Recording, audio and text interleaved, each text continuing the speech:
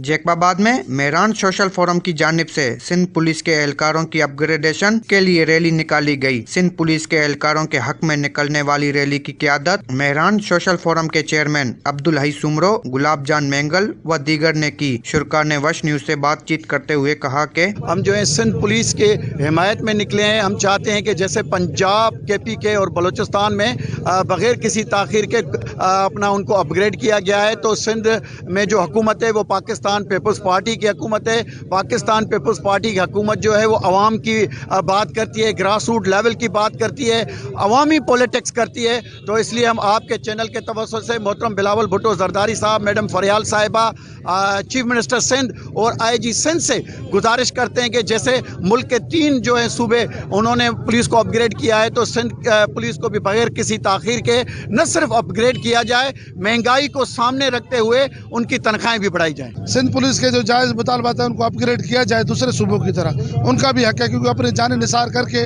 हम सब की खिदमत कर रही है सिंध पुलिस, और उनको उनका हक है, उनको हक उनका मिलना चाहिए। मई हमें एक प्रोटेस्ट है, एहतजाज है। हमें फ़कत हमेशा वास्ते है कि दिगर सूबा पख्तूनख्वा है, सूबा बलूचिस्तान है, सूबा पंजाब है, हमारी पुलिस वाला के अपग्रेडेशन भी तगा हमारा मराहत भी मिल लगे, लेकिन मई पुलिस है, सिंध पुलिस है, हमारा न मराहत है न अपग्रेडेशन है।